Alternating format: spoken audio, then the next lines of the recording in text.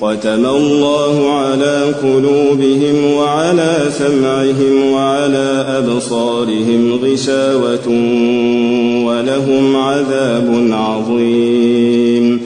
ومن الناس من يقول آمنا بالله وباليوم الآخر وما هم بمؤمنين يخادعون الله والذين آمنوا وما يخدعون إلا أنفسهم وما يشعرون.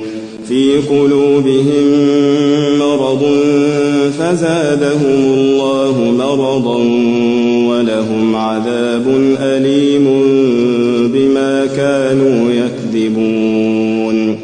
وإذا قيل لهم لا تفسدوا في الأرض قالوا إنما نحن مصلحون ألا إنهم هم المفسدون ولكن لا يشعرون.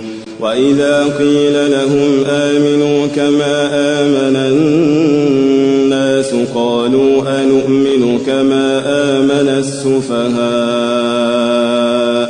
ألا إنهم هم السفهاء ولكن لا يعلمون. وإذا لقوا الذين آمنوا قالوا آمنا وإذا خلوا إلى شياطينهم قالوا إنا معكم إنما نحن مستهزئون.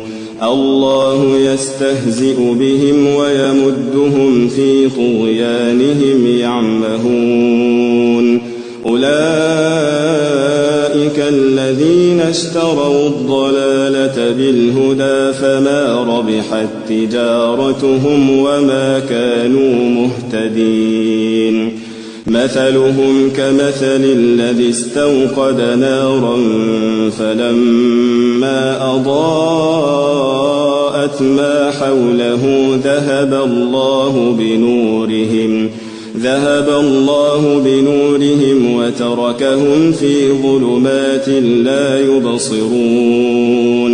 صم بكم عمي فهم لا يرجعون. أو كصيب من السماء